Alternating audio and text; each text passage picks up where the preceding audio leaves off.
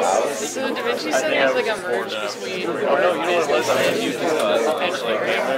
And what you do, it's like industrial design. And it's all about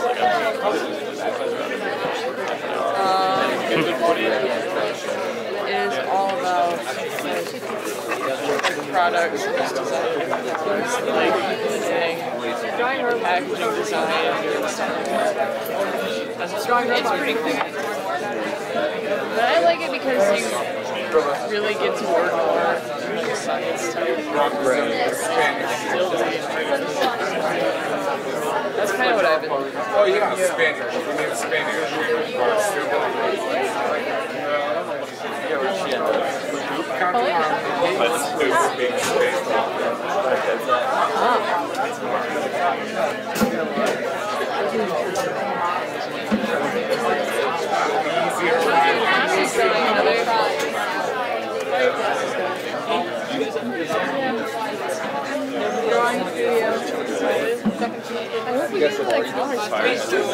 Thanks everybody for coming today. We're really lucky we have Ty Ellingson is here to talk to us today about his career and his work. Just a short little bit about Ty. I've known Ty since 1992, I think.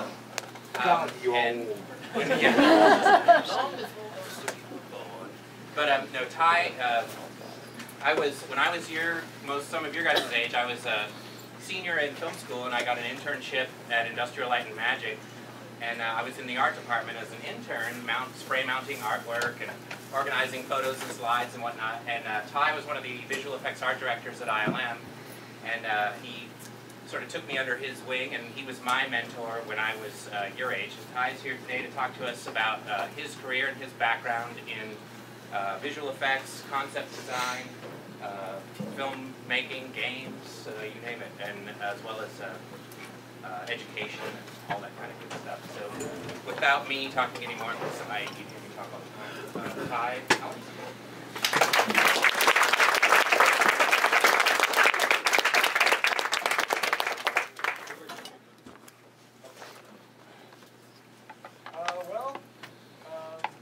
It's a pleasure to be here.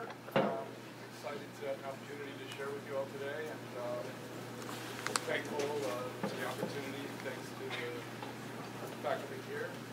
I think the show that I've kind of put together, I'm often asked to do a presentation that's more technical in nature for people that are working in a more technical capacity with visual effects.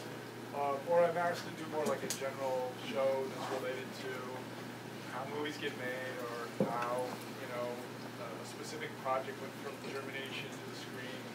So what I was hopeful to talk about today and how I kind of put this together was to share a little bit about my journey from a kid in Minnesota who was sitting on his parents' couch reading Starlog magazine and watching science fiction movies on television, and made it to working in Hollywood and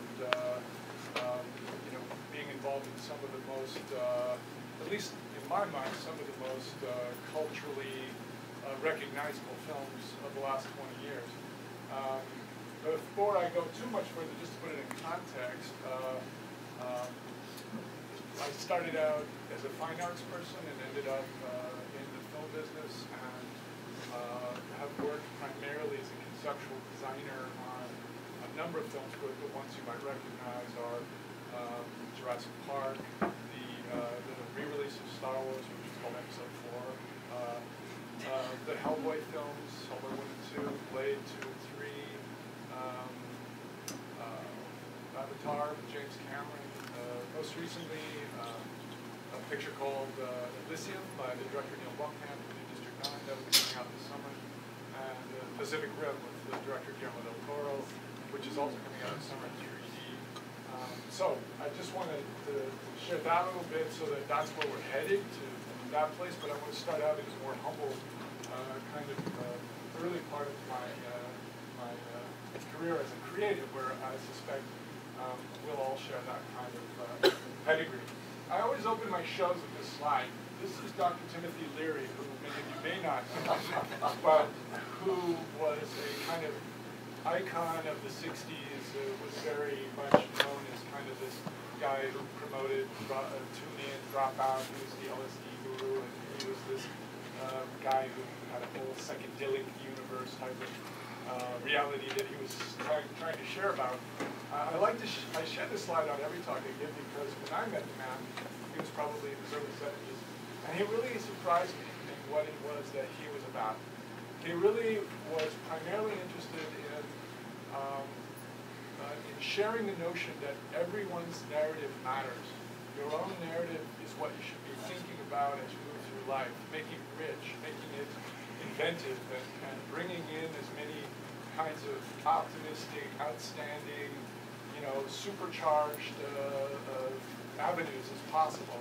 It's like the root on the tree, with many branches. And he was so filled with this attitude about questioning convention and questioning authority, and really talking about art as the most noble of endeavors, and creativity as the natural extension of the evolutionary arc of man. I mean, it was like a really awesome evening. And I finally got around to saying, well, why do you still do these talks? Because he'd been up talking about virtual reality.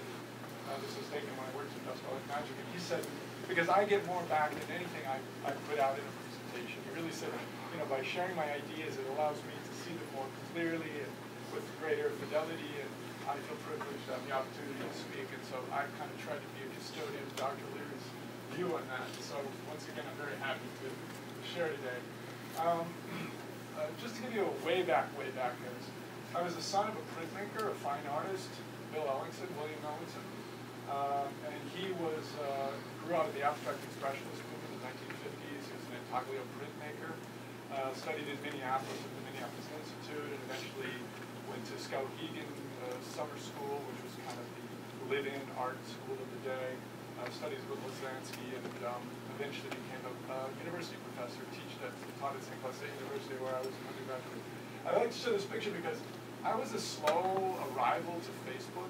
Like, I was involved with technology for the last 25 years, but Facebook always mystified me, like cats and people's pictures of their dog. And a lot of birthday wishes from people you never know. I didn't really understand, like, what the value of the social media thing was, but I will say, once I did the toe in and started to see it as like personal radio, that's how I view it now, and networking, it's really become something that I think that I'm a big, promoter of the idea, not Facebook, some awareness of really how to best comb out the web, best investigate anything you choose to. And I show this picture because that's my father in the beard there. I've never seen this picture in my entire life with all my family photo albums or anything. And what it ended up being is a picture of him taken when he was at the Minneapolis Institute. And I was new to Facebook. I'd been on Facebook for a while, and I started meeting some people who were interested in my film career, some had been students of my father, and so forth. And one day I woke up and I found this photo in my inbox, and it was actually somebody who said, hey, I had coffee with your father this morning. My father passed away in the early 90s. But he said, here's a link to this article. Now, this photo didn't show up because it had anything to do with my dad. It actually has to do with these two women in the foreground. But what it alerted me to was the depth and richness of the experience of having a lot of minds simultaneously filtering material and getting it back to or from particular people over time. So this is a great picture of me with my young father. He's probably 22 years old, and he's serious about his mission as an artist. So I think that when I talk to general publics, especially when I talk to groups that have a lot of parents who brought their children to think about the future, a lot of them are not on Facebook and don't really use the internet, and I think that that's an absolute, without any question, thing for me to have a good eye on, keep the radar light. This is my father in the early 70s. I took this picture of him when I was about 12. It was the kind of artistic influences that he had to start to form my early creative self, right? I think one of the things that I've been fortunate to do is spend a lot of time evaluating how I express myself and where those decision-making processes that I go through in my professional career come from. And I can tell you that in my case, having a father who was a lithographer, a printmaker, woodblock printer, his work here is a piece in the upper left that had to do with his disappointment about the Vietnam War. This was part of a one-man show at the Ellingson Institute in 1969, I believe. Yeah. Right away, you can see that it's a very binary way of making images. This whole kind of crucifix form and the kind of black and white, high contrast nature of that type of image making. Here's another piece from a decade later, also dealing with the war hero and the fallen soldier. I think this kind of being constantly around a working artist who is dealing with these kind of shapes, big shapes in space, usually high contrast images, really started to get me thinking in terms of shapes and shape recognition and what that all is about, how that thing works. So my father was a big early influence of mine. Probably the biggest visual influence of my young life was 2001: Space Odyssey that came out in 1968, won Best Picture in 1969. And what it did beyond its incredible depthness of storytelling and incredible visual styling was it actually had an open-ended narrative. It really asked the viewer to bring the narrative to the work of art, to the piece itself. And that at that moment in my time, the moment in time when I saw it in the projector was shocking to me. It was like, instead of a movie having a story and I could tell my friends like what it was about, I suddenly was like, I didn't know what it was about, but I constantly had to think about it. So I was constantly trying to manifest some understanding of the unknown, which is, why we're alive and what is space and who are we, these massive questions. But for me, the ideas that were so elegantly expressed in the film resonated with this sense of quality that I also was very attracted to. And the shapes, again, looking at my father's high contrast printmaking, the shapes in 2001 are all very important. The spaceships are iconic, the Discovery is the long one, the Orion lands on the surface of the moon is the sphere, the shape of the monolith, without question, Hal's eye, these are all things that are super graphic and super giant in nature, and they kind of exist in your mind in totality because of the strong nature of the graphic quality. Of course, you have the unknown, you have space travel, which I'm super excited about. Oops.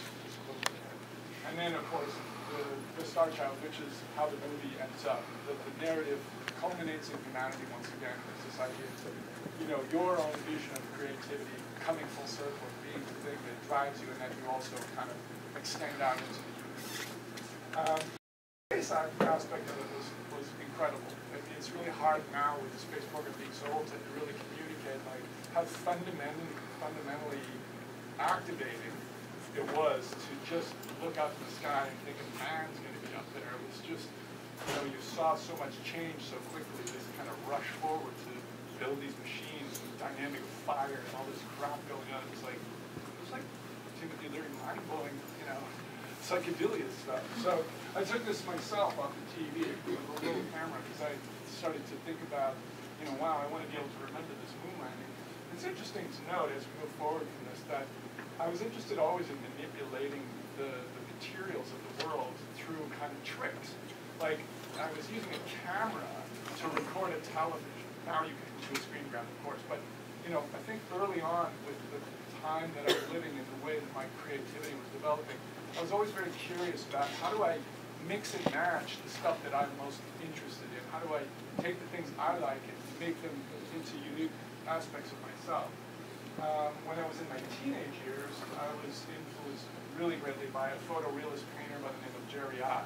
This is one of his paintings that's at the Minneapolis Institute. That's a life-size figure. I mean, it's a stunning painting done at real human scale. And I became captivated with the airbrush, which again is a technological painting tool. And it also is kind of a trick in a way. It allows for this kind of continuous tone painting with no brush strokes and so on. And I really was captivated by the photoreal quality of things. So even though my roots were in drawing and sketchbooks and looking at prints, traditional printmaking, I was very quick to adapt, modernist concepts of image making, new technological ideas about making images. Jerry also was working with these kind of shocking content. This is another one of his paintings, which is again a life-size figure in the foreground. This kind of shocking tableau of a woman in kind of makeup, and that's actually what you see kind of careening through the frames. A chicken, it's like a raw chicken from the butcher store that he photographed and painted in there. And it's really shocking kind of juxtaposition. Jerry eventually became visiting artist at the university where I attended undergraduate school, so I kind of got to meet him and tutored a little bit about his technique.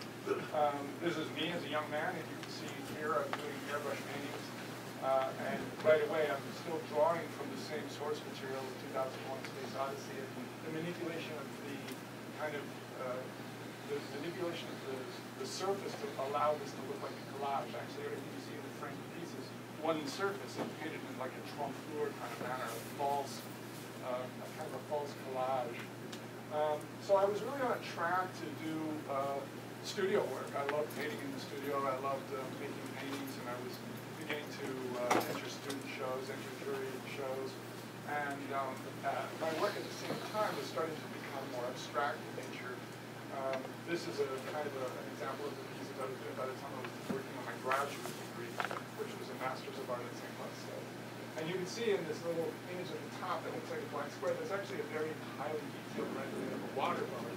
But right away I started to do a juxtaposition of the various planes of reality in this kind of abstract expressionist kind of experimentation of materials, and then this kind of 2D demarcation of like color field painting with a little bit of a photorealism. As I moved forward from there, I started to move more into kind of an abstract presentation. And my interest became more about composition and more about shapes, and I was kind of abandoning the photoreal kind of elements. I like to think that this is my brother. You can see him there if you look carefully. He goes by the name Painful now as an adult. He's actually a musician in Alaska. He plays the banjo in a brothel.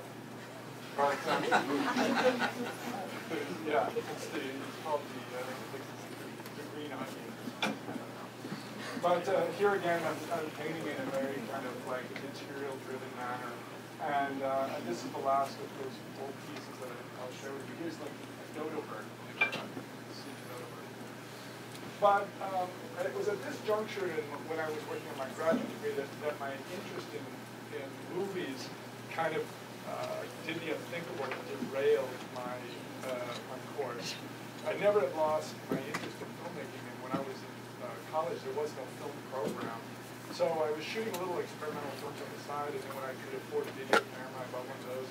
And so eventually, through a longer story we could ask questions about later, if I can run through this fast enough, is I found my way from Dallas, where I went to graduate school, to Northern California, where I was able to go to work for Industrial Light and Magic, which is George Lucas's visual effects company.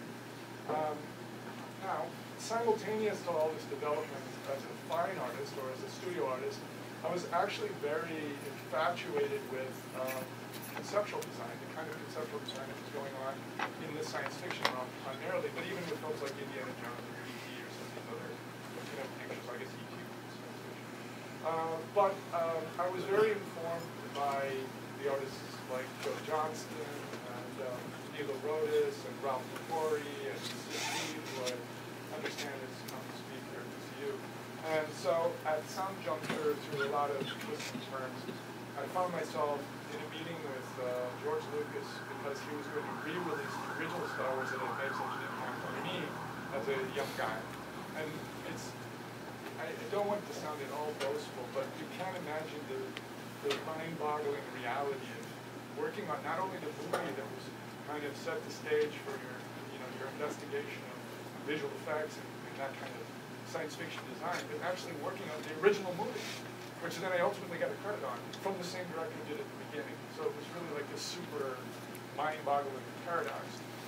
I share this with you here because even when I went into that realm of doing conceptual design and sharing more conceptual design objects, I was still trying to bring a lot of my own personal creative development into the mix. So even though this is a pretty refined drawing of a spacecraft, the landing shuttle, I've allowed for it to still have some of that gestural quality that I was starting to experiment around in my own personal studio work. This is a little floating probe droid that appears at Mos Eisley. It was, one of the things that George wanted to do was to reinvigorate Mos Eisley, make it more of an urban center, include more kinds of exotic objects. So when he made Star Wars the first time, it really felt like Mos Eisley just looked like kind of one house in the middle of the desert, which is what I told him when he said that. I said, yeah, that's exactly what I thought it was. But he really wanted to expand the scope of the Mos Eisley scene. So a lot of the scenes that we added were in the scene where they go to meet Han Solo and he has to believe in all some kind of backlog or something like that. And so there was he went through the storyboards and he kind of described the various things he wanted to add, and then it was up to me to do conceptual designs and bring them to him. I was asked at several junctures in the last couple of months about what is conceptual design to me. And in my mind, conceptual design is like a design development curve that exists inside of a larger universe. So you're designing something that in the beginning you might be able to fantasize whatever it is you want. Like how many ways can you draw a floating robot? You can draw billions of floating robots. But ultimately at some point you become in a cooperative relationship with somebody else. And they're concerns. So in the case of this movie, I could dream of various androids, but at some point, because it was George's decision to make and it was his vision for the film, it becomes a collaborative effort, and then the universe in which the design is going to be functioning, where it will dwell, becomes very much about the design process. So how does the design exist in the universe, in a larger universe?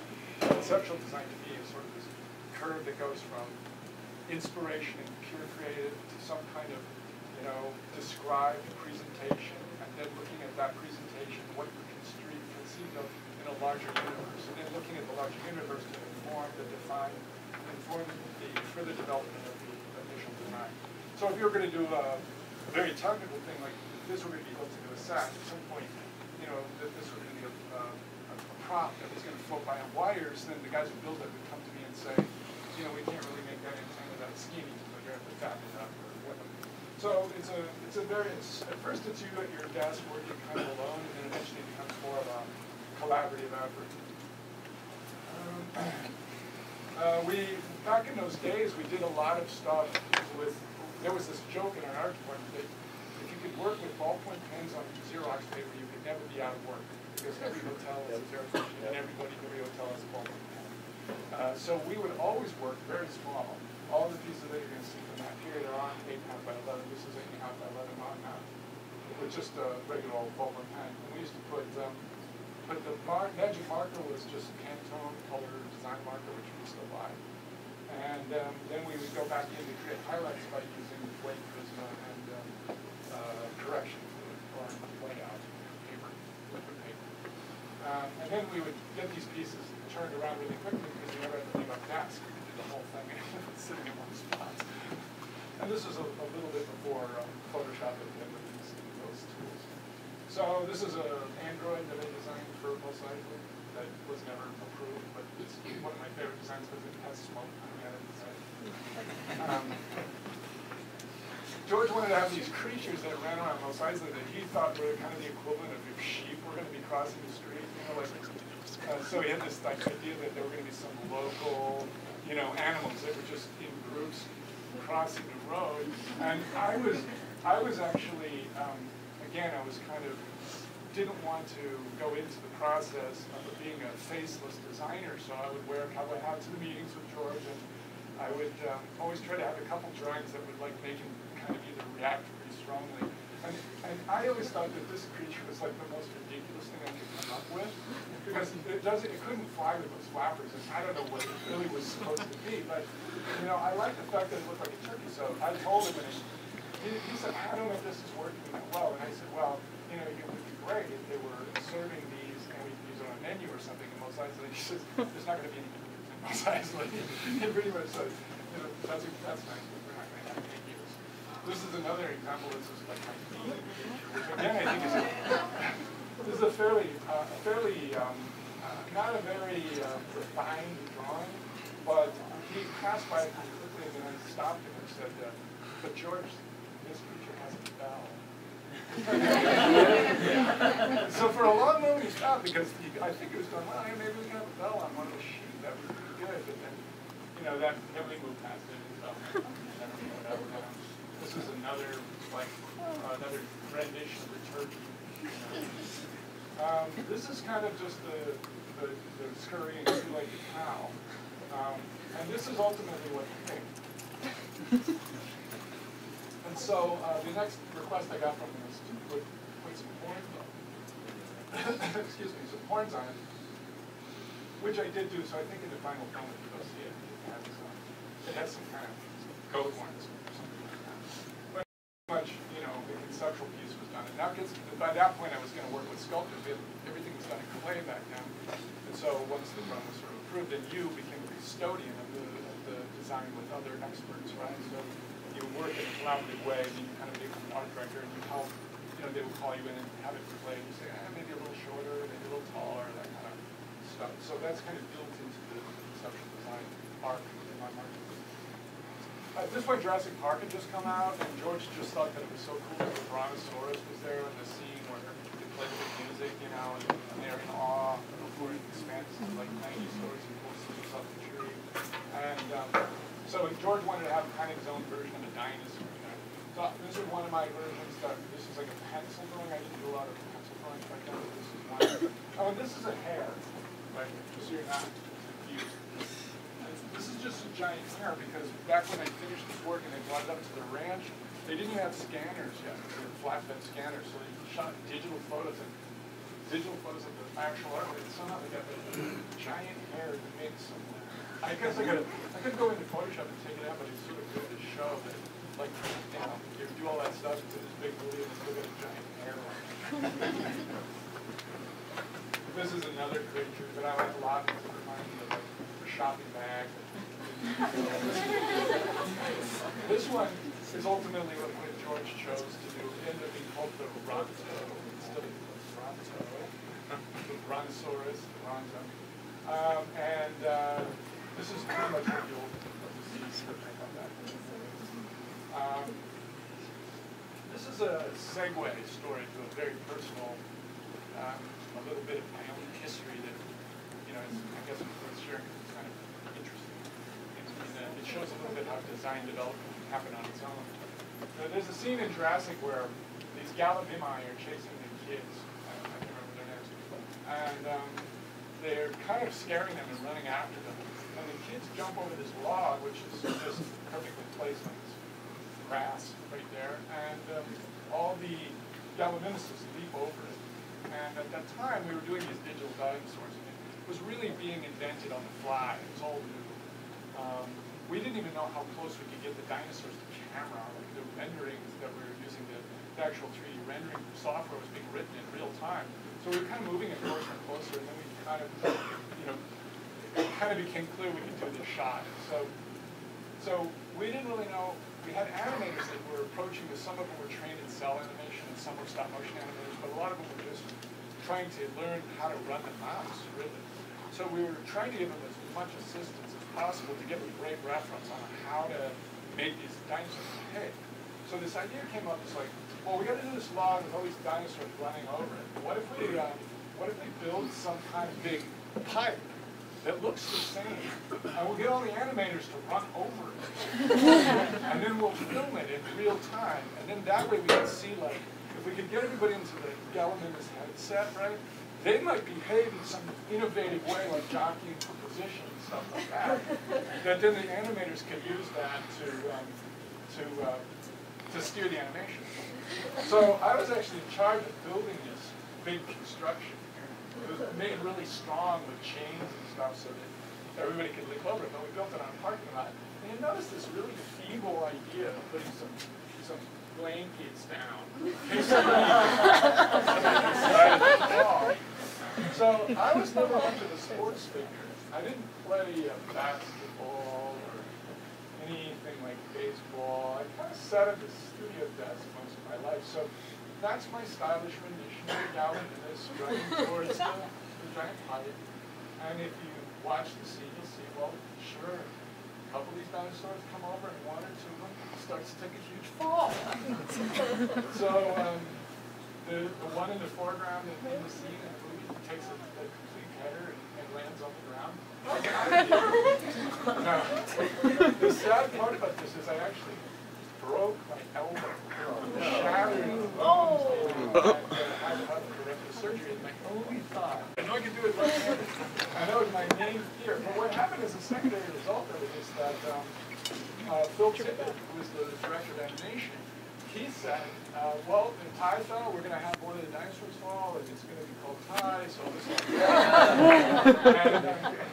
And back in those days, I was always afraid to see this footage, because it actually was pretty traumatic, you know, because I passed out, it was kind of pain, I had to take Vicodin for a month.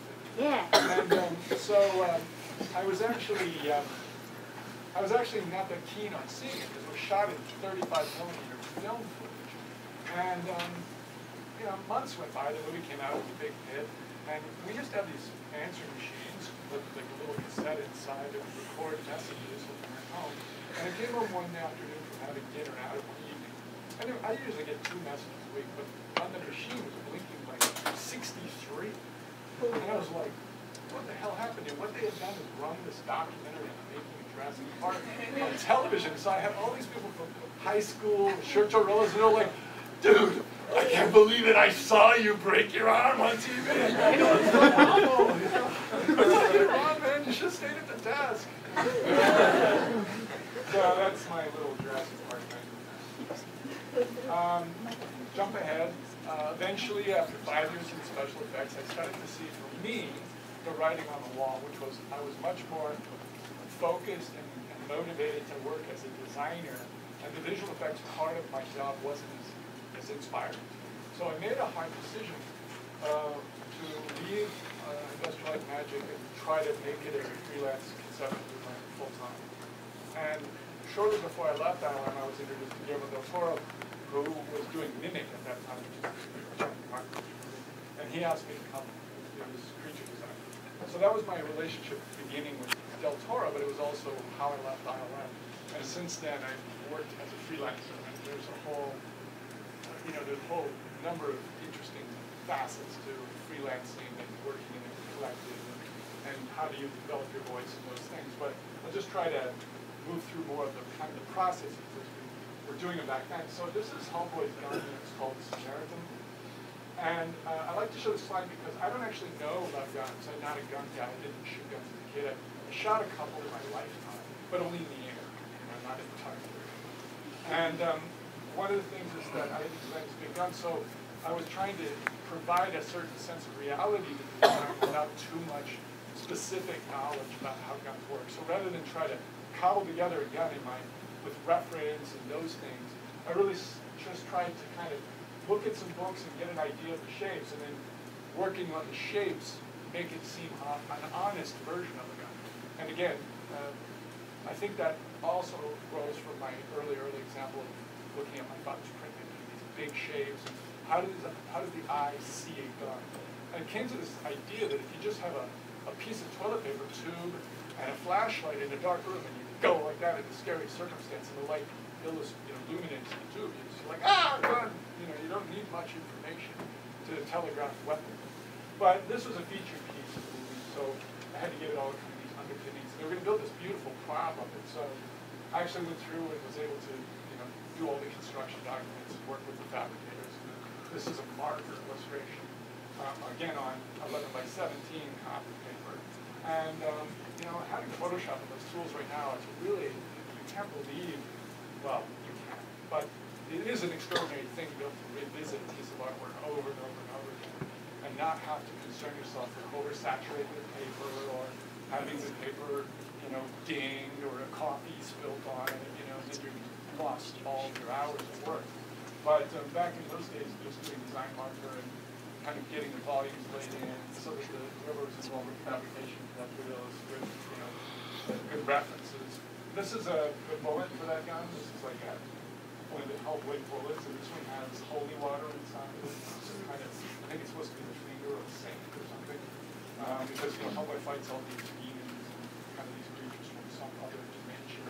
And the director had this idea that they would come in these little, vacuum packed bags so that they would be sterilized, so that their natural content would not be diluted. Cronin is one of the characters in Hellblade. And again, I think this is another example of where I was asked to develop this clockwork vest for a character. And I know that Del Toro likes lots of moving parts because I've worked with him, and he likes gadgets and gizmos. So this is an early study where I was just trying to block in the big shape of the dust as opposed to the detailing. And I did several versions of that. Each of them are shown to the director in various states of completion. This is the final version. Again, this is what was fabricated. And you can see that the clockwork actually exists in these little doors with glass fronts, so it's not as, much a part of the front and center of the design. It's more the cake that I was concerning myself with rather than the icing. But one thing about Del Toro, because I have such a long relationship with him, is that he can really read these drawings that are very loose and not so refined. And I was asked at lunch today to think about when do you know when a drawing's finished, or what do you do about presentation? And that's another whole topic I could talk about. But I think knowing who the audience is. Some people need things they'll be distracted by anything that's amiss. Like if your picture's crooked, like they can't chop it into mine. They can't get past that, or if there's something that's it's dirty or fingerprinted. These things. Other people don't really feel like you don't want to waste time with labels. Don't show me that you know how to write clearly. Just let me see it as soon as you're finished. And that's an example before. You can really look at sketches and things very quickly. And then once he gets to the next level, you just like, finish it. Come on, do your work. And then you do that stuff on your own. And that's what you send down the pipeline. I like this because it's just not even in the movie. It's like my mind is like, here it is. You just build a prop. But they didn't. Because Kronos was, he was this guy who fought with swords and stuff like that. So this is a suit of armor that was designed for Blade Trinity. One of the characters is supposed to be the original vampire. His name is Drake instead of Dracula. And he wears this suit of armor that's supposed to be from the time beyond time. I play around with a bunch of different designs here, but I like this drawing because, again, it really emphasizes the shape first, the primary acne, as opposed to the detailing. So I think by and large, in my mind, in cinema, conceptual design, the way that your eye reads it very quickly and how memorable it is in your mind is something you've got to keep really focused on as a designer. I mean, I love the X-Wing fighter and the TIE fighter and the Millennium Falcon because that's the first Star Wars. But what I really love about it over the number of years and all the spaceships that have been done is they're super iconic. They're graphic, they're easy reads, they're big, easy, simple shapes to absorb, and they speak to what they do in the film. And so thereby, that's why your mind is so able to draw them up and go, you don't get confused, like who's good again, and who's the bad guy, and who's the other guy. It's like X, it's easy stuff.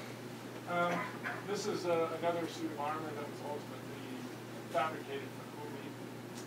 This is another gun that's in the movie also, but this was an example of kind of a hybrid design exercise where they wanted firing props. So firing props actually are dangerous because the load that they have. In fact, the guy who played the Crow, Bruce Lee's son, was killed by an accident with a firing prop on it. And so it's very expensive to make firing props from scratch. So oftentimes what they'll do is they'll take existing guns that are already strong enough to withstand the fake bullets, basically just fire. And so in this instance, because they were trying to save some production costs, they actually gave me a bunch of real guns that they knew could fire the prop bullets, the blanks. And then I did kind of these additional designs. So this is a case where I just kind of added all this extra metal railing to make it look like it's super strong. And if you look at it from the front, I think it's crucible, which is interesting for vampires. This is a Ryan Reynolds gun, which is kind of an electronic gun. I'm not really sure how that works, but the idea was that it had a CD recorder in the back so that you could record your shooting spree with this little camera product. But I will take credit for that being my original idea that the director really enjoyed and actually was in the film for a time. But he wanted to move the camera on the top so you couldn't see it. And that was the you'll notice when I was showing her the Star Wars stuff how things were sketchy and loose. one thing that happened then as I was moved from presentation art inside of ILM to doing conceptual design is the more I worked with fabricators and the more I worked with other groups of people that were going to take my designs and make them into digital models and make them into 3D models or props is that the greater fidelity you can bring to your own work, the greater communication you have with the fabricators that come after. So like, for example, if you can solve a lot of problems on paper and solve a lot of problems that are in the mind of the director, by the time you bring in the next group of people, they're really working with confidence and they're building on something they can rely on. They're not discovering unexpected things that really don't work the way that they're supposed to. And I mean that from a visual standpoint, conceptual standpoint. But more and more I was being asked to think like a fabricator, an industrial designer. And so what I was seeing in my own work was it was getting tighter and tighter. So I was starting to draw like with really high precision. Lots of ruling pans, lots of templates. This was Abigail's like Swiss cheese vampire killing weapons. There was a little bean at the bottom, and she slices up vampires. But you see that already, like the amount of scale reference and thinking was getting more and more refined. And in point of fact, that was taking a lot of my time as a designer to just be doing those views. And then it was about that time that the most amazing thing happened was that I was introduced to this software called SketchUp, which was in around 2002 when it was developed by a company out of Seattle called Atlas Software. And the way I responded to immediately was that the renders that it created natively looked a lot like type market drawings to me. That this done all in like pen and Photoshop was looking much more like this. And this is how I was making sketches in my notebook about this design. So immediately I gravitated towards this new tool. Now this is available for free online. And if you haven't played around with it, I strongly recommend it because it's really a powerful model. It like only needs a little bit of 20 minutes of tutorial and you can run it pretty successfully. You can push the boundaries of what it's capable of doing. But really just for volume studies, for laying out, shape studies, for doing composition studies, I'm absolutely in love with the application. And then it led to my own experimentation and my own creative development process to kind of expand because I could duplicate parts and I could work more freely with complicated systems that interacted and had to work together. And so it really became my go-to tool. These are just some personal pieces. This is a kind of a flying thing that I did early on, and this is a giant excavator. And all this brings me towards like, I guess the last piece of my talk would be is what does the developmental curve look like now that I have a 3D tool that I like, now that I've got 15 years experience, and now that I'm working with a specific kind of self-awareness and a kind of focus on problem solving for the director. I met Jim Cameron when he was working on Terminator 2 in the early 90s when he was at ILM. And I had an opportunity to talk with him on a project that was a television commercial that he was going to do. And I politely put together a package of my work and asked if he wouldn't mind putting it on his file cabinet, knowing he would look at it. Could you put this on file? And if you ever have an opportunity in the future, a show where I would maybe make sense as a participant creatively, I would love to work with you. And that's something about relationship building and how to move your career along. When is it appropriate? How is it done? When is it?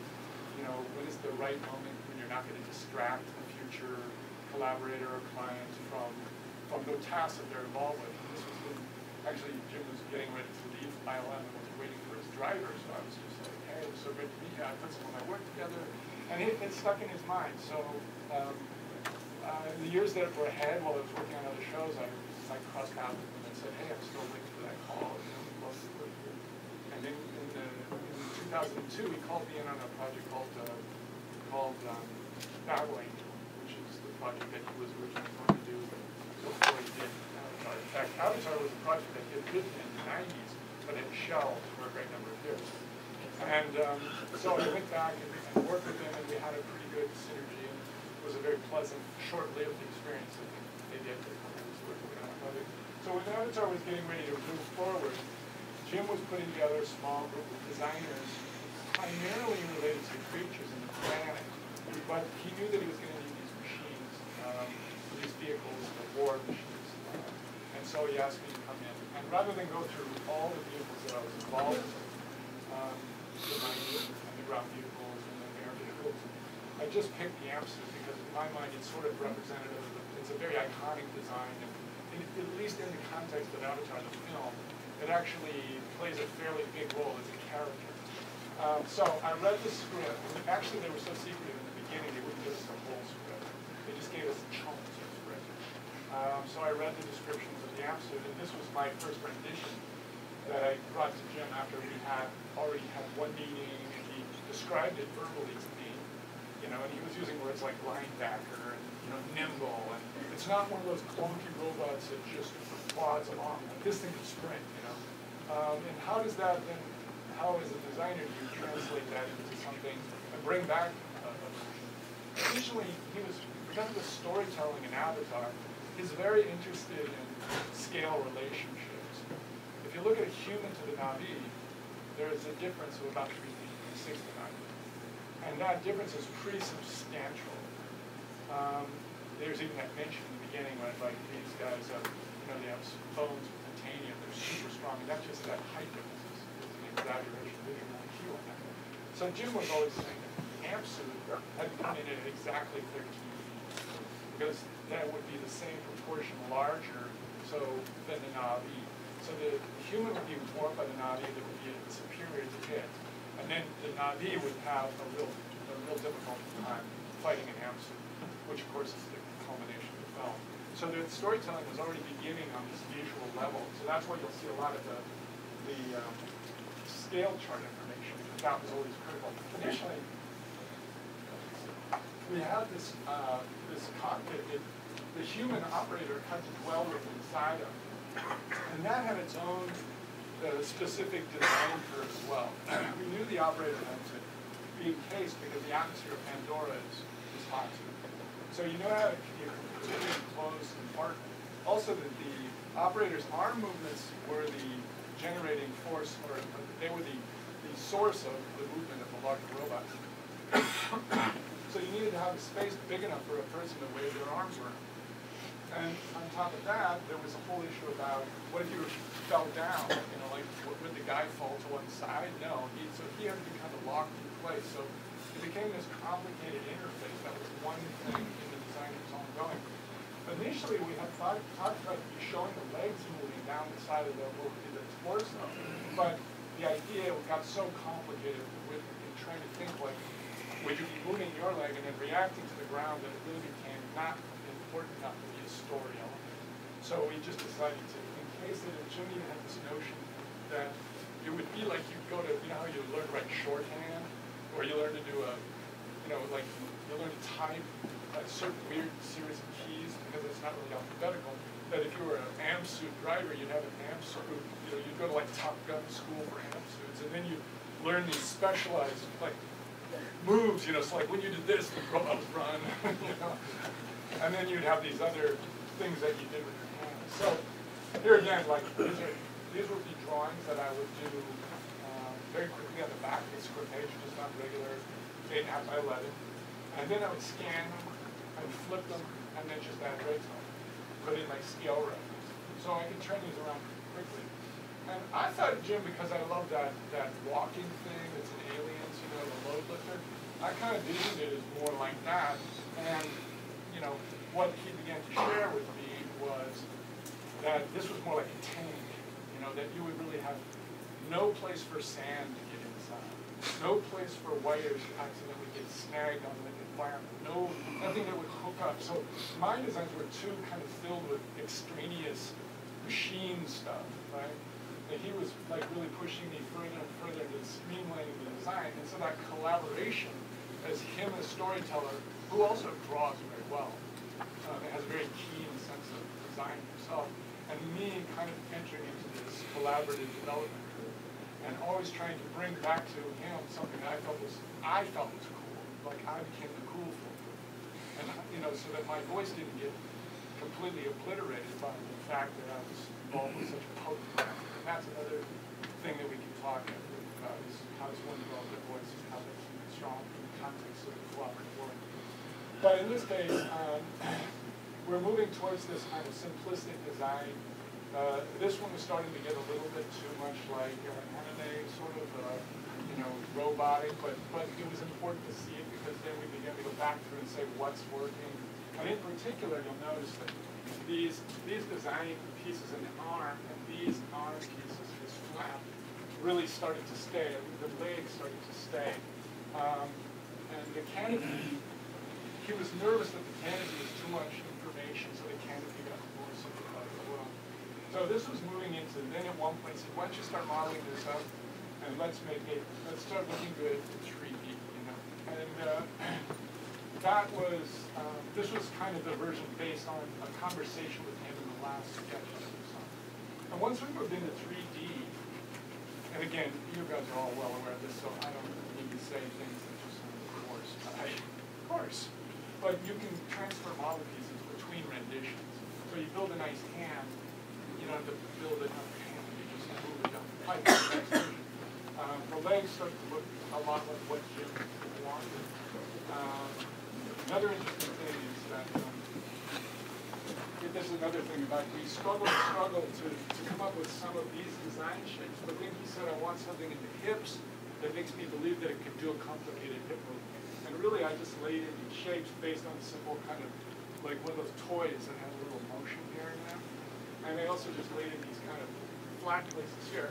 No conversation, no instruction, but these actually stay from this point on all the way to the screen, which shows you sometimes that the pieces you don't design are the pieces that actually end up in the movie. So you have to be a little careful and always keep an eye on, the fact that it has a life of its own. This was getting much closer. Again, here the hands were too big. Then he didn't like seeing green. That's another interesting thing. I saw this very, because he mentioned tanks. I logically said green, and he's like, Pandora's not green. It wouldn't be green. Simple thing, but it hadn't made it into my context yet. So we started working in gray models at that point. Here again, you'll see that as we got closer, these pieces again, this is the same configuration. And these two, these are kind of scanners, stay the same, and the same arm pieces.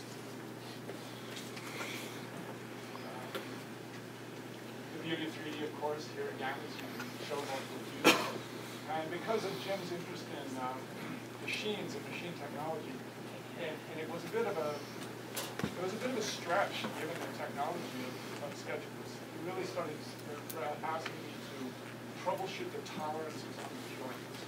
So to start to think in terms like how much joint movement could you get before you have a collision, and how much would the shoulder start to affect being able to move the arm inside and not collide with the canopy. And this I bring up only because one of the great things about being a designer is you can see challenges coming at you, and then it's up to you to step up or step away.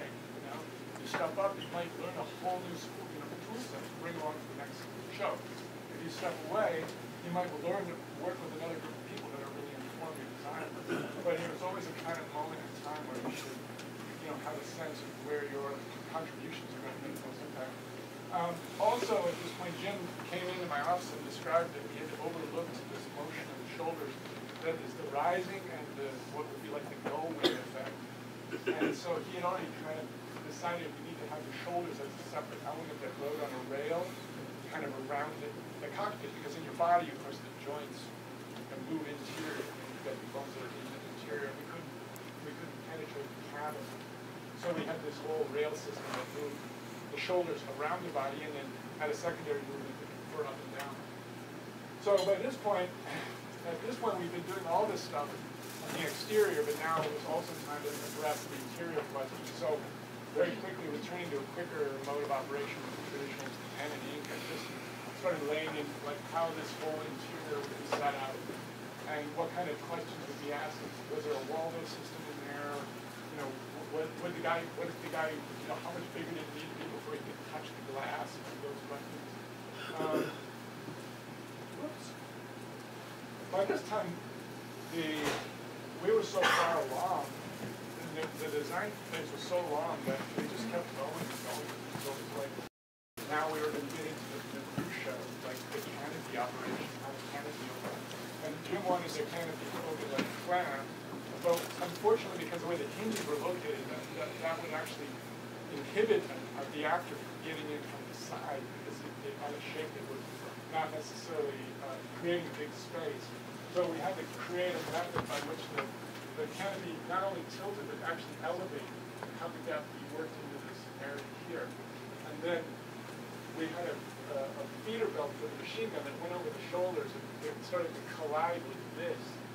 So what would we do to fix that is I reshaped that piece, and then he saw this artwork, and he said, okay, let's only do it on one side. It will be more interesting if one has this thing and one doesn't. So again, that collaborative process is always kind of surprising, and it really informs the design. In fact, the realism that you can get in your own work, if you give yourself these challenging moments of change, sometimes if you look at a machine that's been around for 30 years, it seems like it was built in one big fail swoop, but it was actually modified and adjusted. That kind of vocabulary is there if you know how to look for it. So that became one series of things. At some point, you're passing along all of your design work to the visual effects company, in this case Greta, to do the 3D versions that actually appear in the film.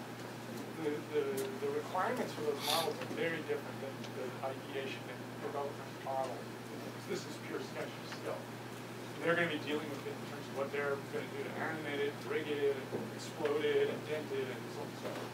So what I did is we had what's called turnover meetings, and I had to create what was called the Bible, and this was all that we knew about the design, so that they could begin to think about it in terms of execution on their side. And so this is one page of the Bible. Here again is a nice little trick that everybody uses to break out some secondary references and just use it as a descriptive term, because there's too many pieces to track every single detail. But you want to give a good instruction, a collaborative way to work with the other people. This is a draw over by James Klein. James Klein is an illustrator from Art Center in Pasadena, and he and I worked together on and off. And he just took my SketchUp models, and I just did renders in line, and then he just worked back over in Photoshop and promoted the nose cone art and the numbering and the scratching. So that was included also, the final look. Once the Weta team had the version that I sent along to them, because I was sort of acting as a general with Jim, so that all the designs for the vehicles would flow through me to Jim and back out, so that I kind of he wouldn't have to have 5 meetings and just have one meeting with me. Then I would talk to the designers, pull everything back together, and then go back and forth with them. This is the version that I sent them here. And then this is the response by a guy named Aaron Mack, another modeler in New Zealand, who was proposing the next level of finish in the detailing of the design. And he would do several versions, but normally I didn't go. We usually would only present a couple to Jim, because he also doesn't want to see versions that he's not going to approve. So that gets back to the whole client thing. But you might do 40 drawings in your sketchbook, but how many do you show? And why are you showing them? What are the purposes? This is a tolerance kind of study that shows basically how the mechanism for the hand would operate, what kind of collisions or problems with the geometry there might be. This is kind of a study to just expand that understanding of the design. This is another version just showing the detailed finishing. This is the shoulder mechanism that I mentioned that has the capacities to manipulate, move in a certain way, and just all that I did was break out the pieces in an expanded view and give illustration to the next group so that they can see, Ty's troubleshot was for us. They made some just custodian of the project. This is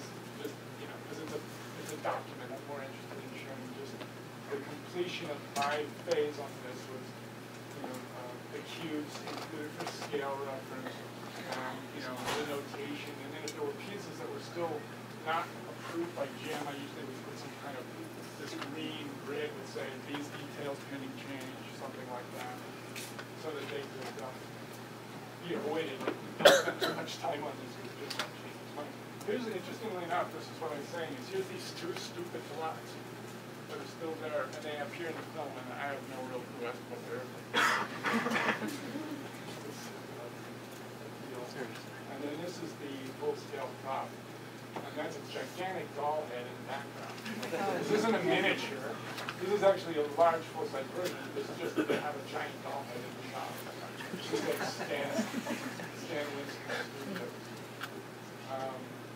It was really the most beautifully fabricated prop I've ever seen. We had one version that was, had a metal interior, a reinforced steel interior that was strong enough and designed in such a way that even though then the outer larger pieces were like a dense foam, you could crawl on them. Then the foam was covered in fiberglass. You could crawl up and down this and it wouldn't wiggle or shake. Jim was always concerned, like, get on a tank, it's not going to wiggle. So there was a lot of interior fabrication on these things. The arms were removable, and there was lots of, they could move it and pose it in different ways, but it meant going in with like socket wrenches, loosening joints, and it was extremely heavy. But it was just a really interesting thing.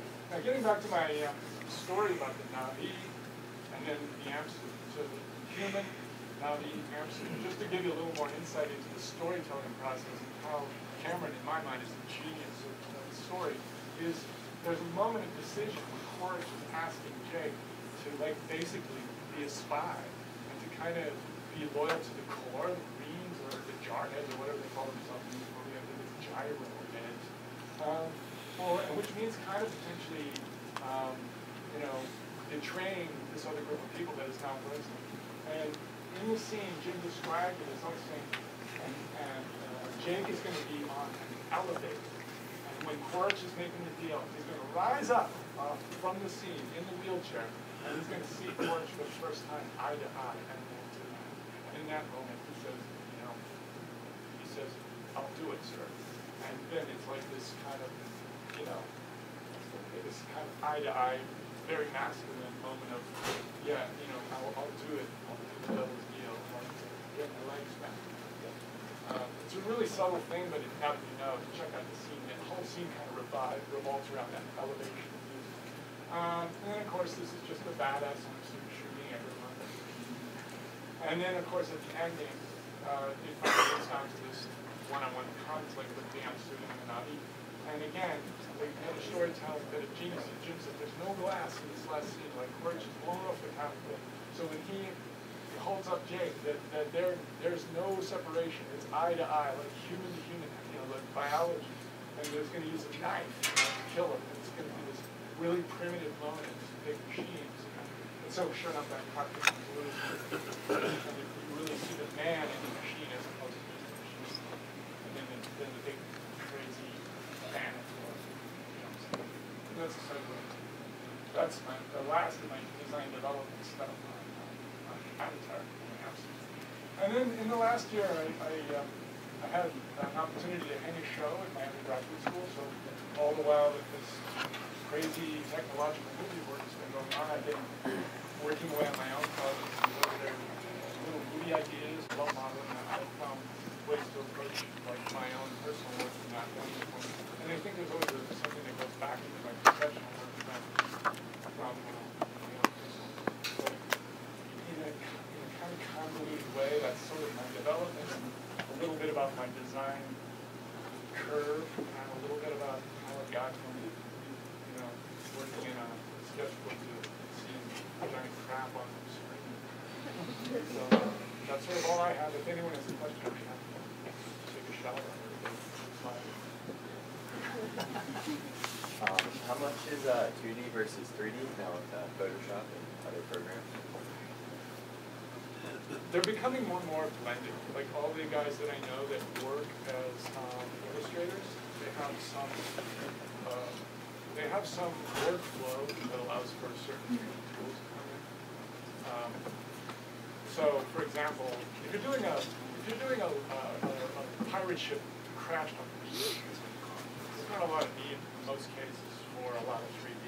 Even if you're somebody that has got a fair amount of put in some miles on a drawing board and put in some time in Photoshop, probably work your way through that with just wrapping some traditional laying out a grid or doing some perspective models. But if you get into some really specific interiors, you know, everybody that I know that works professionally in the film business has some workaround where you can give them a 3D model and they'll create some kind of render, whether it be in, you know, hypershot or film speed or Maya or whatever, or even just like SketchUp is great because you can turn off the shadows and just and then they'll usually have a way of integrating that into their workflow. Storyboard guys really don't do as much 3D historically because their skill set is all about fast read narrative, you know, conversation. So they're really interested in foreground, background, midground, background, car wheel, even though they might end up doing really illustrative storyboards that are really beautiful. I haven't seen that many storyboarders that are really working with 3D objects because it just slows it down the schedule. They make their living by being fast. That's their living. They bang it out right away. When it comes to organic stuff, nature stuff, Mudbox, the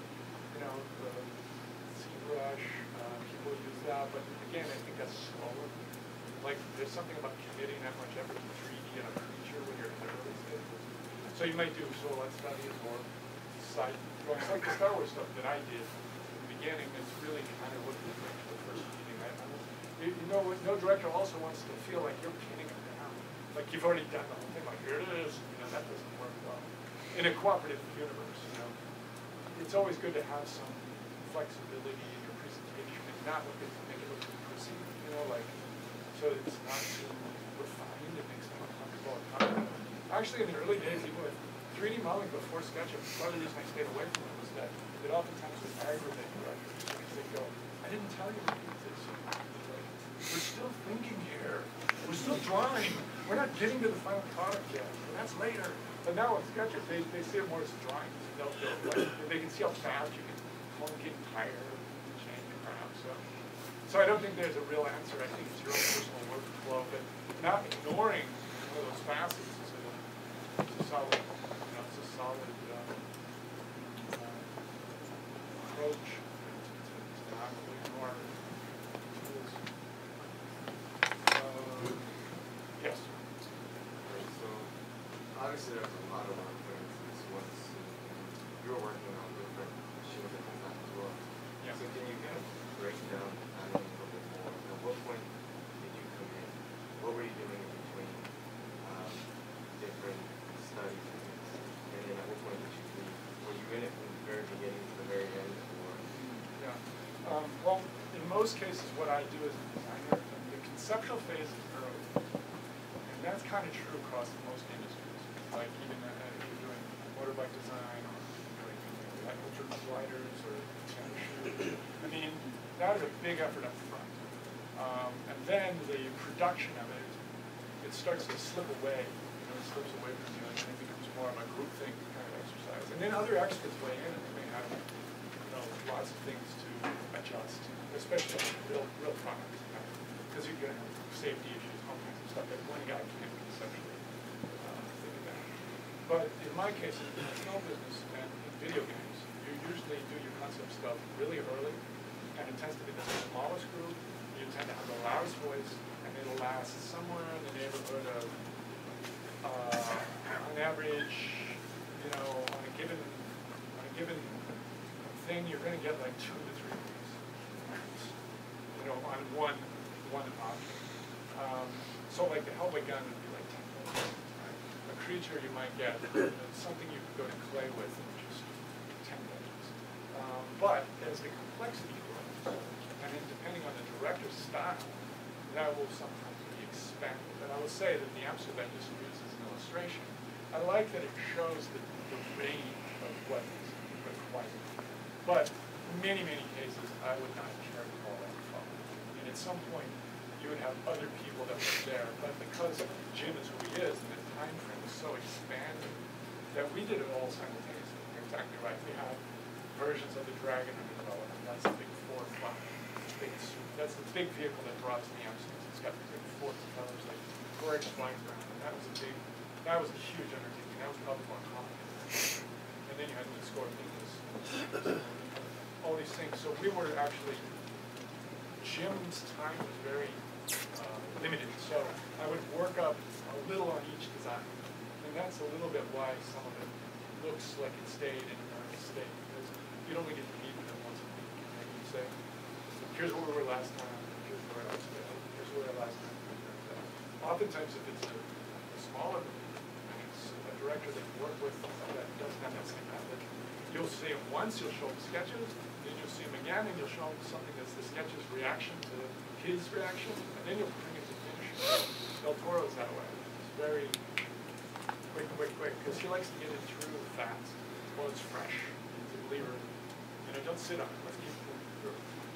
But I think it's safe to say that you'll never have enough time on anything you do professionally. And then you'll have to just come up with methods to deal with the talent you're short. And in my case, that's been a huge expansion in my own process, my own method, so that I can see where I'm at with some accuracy. And if the pressure hits, you can get it through and not stall. Whoa! I didn't know. It doesn't fly much in the movie. So the point where you took it, where you were designing every single piece to kind of show how the robot would move, you did that with all the other vehicles as well. Would you take that as far with a different director, or is this is like unique? This is unique. I mean, I think you would have brought it as far as the blockings. Like, I think that something even like this range, like this, maybe this, like that range, you would get to with any director. But, again, I think the Cameron's approach is, specific, and he really wanted to, he uses other people's efforts to inform his own understanding, which is another very genius cooperative model. So as he asks you, as he challenges you, your description of how you overcame those challenges informs him, and he becomes the expert again and again and again and again. And that's the one thing, and I love Jim Cameron, and I do believe he's an extraordinary being and an extraordinary filmmaker, but he is the, when you're in a meeting with Jim, you listen. He asks very good questions, and he really tells you things. But you can see that he's being informed by your efforts, so he feels very collaborative. It's just a certain dance that you have to establish with each client. So, maybe if somebody had seen this in a book and they hire me for my next gig, they might say to me, "Oh no, go further, because I saw that stuff you did. That's what we want." And then you're all set. But that didn't exist prior to that. So you carry those things with you, those experiential pieces of yourself, only add potency to your career path, right? And that's why it's interesting, because there's two schools in Hollywood. One school is like, get the new message, and the other school is get the people that know what to do. And there's a battle always going on. So my hope is always to be both. Like, I can work fast and not cheap. That was a huge slip up. You know the whole, 3 things. You want it quick, you want it done well, or you want it done fast. Take 2. Okay, cheap, high quality, or fast. You can't have all 3. You have 2 and 3. And so I think that you need to be able to do what will make sense and matter. And that director is the kind of guy who is, you can tell by Jonathan Liebstrom, the guy who did Battle Los Angeles, was the guy who's getting 10 new ideas in every meeting. So you can't work slow, because he would go in Photoshop at night when you were gone and change it all. He was active, like cut and paste. You'd think he'd say, "Oh, this is almost done. It's almost perfect. Tomorrow let's take a look at it again." And then he would literally go home and Photoshop and switch arms with other versions. It take me an hour to figure out what I had been given him before. Like then you don't critique his effort, you just absorb his effort into your toolbox. It's going to work within those measures. And then again, you get skills back from that because you've worked in new matters. You've got more flexibility in that. I hope that answers. Yes, sir. When designing a piece of tech for the future, or just in general, how do you draw the line between what is cool and what is logical? Yeah, again, I would have to say that it's a cooperation. It's a cooperative dance that you do with the people that are requesting the work. If you're going to write your own story, and then you're going to say, I'm a writer of the story of Red Robot, and then one day you wake up and go, wow, I don't really know what Red Robot looks like. I'm going to become the conceptual designer of Red Robot with that hat on. Your approach would be to first do a bunch of sketches, then look at the needs you have in your story, and then at some point put the sketches and the design into the universe that your story creates. Right? It's the exact same process on a feature. It's just that you don't get the world hats. You know, somebody else at some point, they're the person that's responsible for the larger universe. If it's a Dakota motorbike, then it's going to be the guys that work in engineering who say, we need this kind of tolerances here, and these wheels need to be exactly this far apart, they're going to be exactly this many spokes. You don't get to mess with that stuff. So you get to mess with these things, and there's shapes in there, and then you do the depth with the second time, where you're saying, you know, this looks nice, but, you know, we're going to have to, you know, there's drag. And then they bring in, we got guys from engineering, and they're dealing with aerodynamics, and then they come in, and they have their piece. But hopefully, if you do your job right, you know, there's a tone, an authentic pitch, a kind of dissonance that you get with your design, and then that stays in it along and becomes memorable. It kind of moves through the developmental process. So in the case of like how fanciful, that would be determined by what universe it is.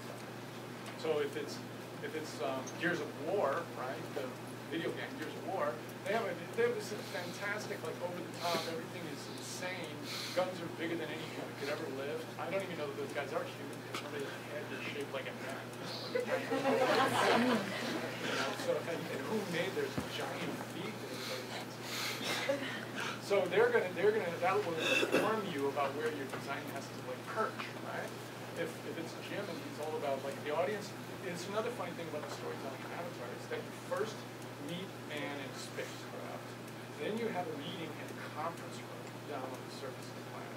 Before you're introduced into any of the exterior of the planet, any creatures, Navi, anything weird, you're first grounded in reality. That's why when you see the big ramp come out of the back of the Valkyrie shuttle and Jake rolls down and you see an Amsu walk by, it's right there in the context of human scale, like the truck wheel. You know, everything is storytelling on this basic, ground humans in reality. Because if you just saw flying Navi, the first thing in the orange birds, you'd be going, I don't know, this looks fake to me.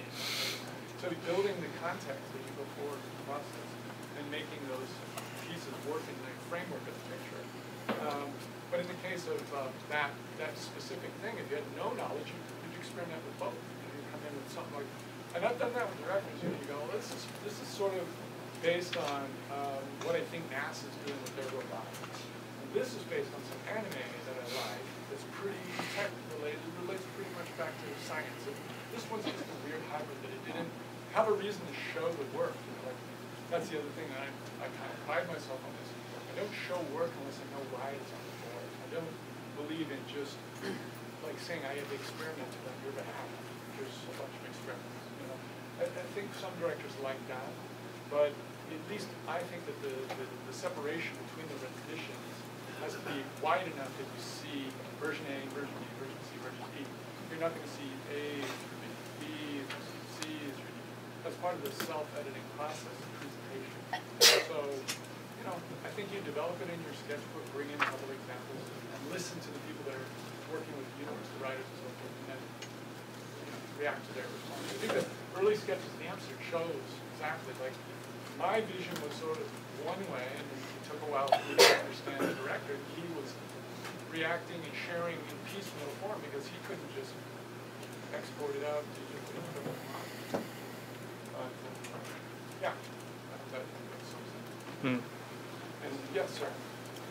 How did you establish yourself as a conceptual designer, and at what point did you know that that was the route you wanted to take? Because, like, when you go to art school, there's obviously so many directions you could go, or, like, in a certain major, you could go many directions. I mean, how did you know,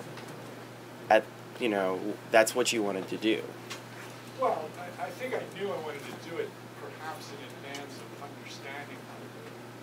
I mean, I'm a strong believer in an internal construct that's informed. Like there's an informed version of it inside of you. And oftentimes you can't see it because you're not asking the right questions by your passion, right? So for me, I broke it down to things that I could create on paper in a very realistic manner so that they were complete. Like I could have a mechanical horse in my mind and then draw it well enough to show my friends, and they'd go, that looks like a mechanical horse, man. That was like exciting to me. Like that really was what made me tick. You look at people like Formula One racing and they draw a certain Formula One car, their friends go, that car is awesome. That looks a lot like blah, blah, blah. But I think that you need to like search through your own interior and see where those passions well and how they're finding voice. And once you do that, then you can start to name that and then and look at it to inform your decision making for how you should proceed and maybe bring other experiences into the mix or other challenges that kind of reinforce that. Like if you're designing stuff, like if you make, like one of the things I can't show because it's so old is I built spaceships out of cardboard when I was younger that I liked, that I could, drew a sketchbook and then made them out of cardboard, and I took a Super 8 camera and I photographed them. They looked like shit. It was like dark, flickering shapes. But that was the best I could do, and then it excited me, or it didn't excite me, and then that was how I started to say, no matter what I was doing in the fine arts world, I had this passionate connection to the science fiction movie world and to films in general. I would talk more to my art friends about movies than I was about painting, and I was talking more to my friends about things I'd seen in culture. Like I remember Grace Jones when she broke out, like she's seen the painting. And I was like, I remember thinking, man, I wish my artwork looked more like Grace Jones. Because it was cultural, right? I wanted my artwork to be more relevant in culture. And film has a cultural component that I think is easy to recognize. So being in that arena made a lot of sense to me and really provided me with a lot of fuel for my creativity. So when did I decide? I think that was my own dance of seduction, something that was inside me, like an itch I could never scratch, right? But eventually then I started to say, I got to a part when I finished my MFA, where I saw myself, as a certain kind of practitioner. And then I was experimenting at the same time with video because it was new. And more I thought, man, if I could take my skills that I developed in the studio and my passion for image creation, and I could make it in 3D or make it in a movie or move it or make it look like Grace Jones, then I could maybe do something really that I hadn't seen yet. And so once I started thinking, then I needed to get into movies. So what did I have at that point? I was 27. Well, I had done a lot of work and I had skills. I had a lot of experience just because I had a graduate degree and I had worked a great deal in architectural illustration. That's where I was doing work as a freelancer. And I made a portfolio. And I made a portfolio for the unseen future client that was going to be a movie guy. And I really created a portfolio and a resume as best I could that I thought would impress that kind of person. And then I started to network and look for avenues to get my work in front of people in Hollywood. And that was what I spent about a 2-year period doing. And to my good fortune, but I think also to my credit as a thinker, is I just didn't stop asking people until I met. I had a connection that came about through a guy who worked for a photographer in Dallas who knew somebody who had done some work at some point for Ellingson. And that guy still had that guy's business card. So I politely called and asked to speak with this person and explain my situation. I said, can you just see my portfolio? Now, granted, that was 1983, 1988, this is the internet era. That's why I like to start with internet stuff. Because I go to CGI Club, or if I go online and look at conceptart.com, you know, I mean, it's relentless out there. The amount of material generated in a day is probably more than was generated in a year back when I was starting out. But that doesn't mean that the personal vision, the voice of the individual, the passions that drive you aren't super seductive to future employers. Because movies are made because people love stories. And movies are made because people have passions, and they share their passions in collective. And the collective comes together, whether it does an opera or theater or whatever, and then out of the collective comes something that's more than the sum of its parts. So I think it's about finding your personal construct that makes sense for amplification, and distilling that down while you also process opportunities, distillation of opportunities in large universe. You know, look for the avenues that are available and then just working like there's nobody working as a group. So we maybe have time for just one more question. We should probably get out of this hot. It's about networking. I was just wondering, like, how you got into contact with long time, and that was after 1999, if that was because of some kind of like trigger I've seen community story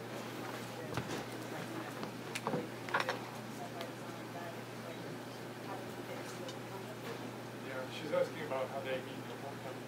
The interesting thing is that Neil was interested in meeting me. So he had done a South African the police officer, the robot policeman. He was working in Vancouver at a company called the Embassy. And I know some of the guys in my visual effects work that were at the Embassy, and Neil knew that I had already worked with Cameron. Neil's a huge fan of Cameron. And then Neil is a huge fan, believe it or not, is a huge fan of Jurassic Park. In fact, I just recently gave Neil an original Jurassic Park shirt from the Island Crew when we did the original film. It was flabbergasted. So that particular isn't a very good example of how it works. But once you get a little foot in the door, you'd be surprised even if you can get into working with a design firm, I'm sure, here in town, and you use the network, and you say, I'm a designer at this particular place, and you reach out to other professionals. There's a lot of communication that goes on. And, you know, then it takes time to have frustrated. It's an ongoing part of, I think it's an ongoing part of professional art in your career. You will always need you need to be a good custodian of all those introductions and know when I meet somebody who's telling me about something that is a new technology, for example, I make a point to at least investigate it so that I can put that into my own personal toolbox. And that's more important than ever, I think, because of the quick pace of change. You don't need specific knowledge, but you need general knowledge. So I think when you do finally bump into somebody who's a conduit to somebody, you're going to come across as informed and appropriate. Like people love to introduce quality people to one another. It's just the way it works.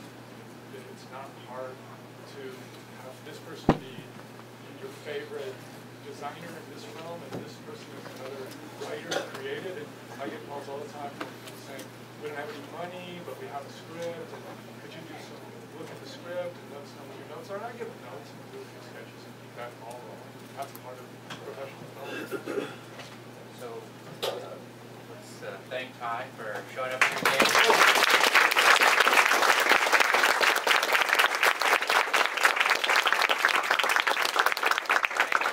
For putting up with the small, confined space. We tried to get a bigger room.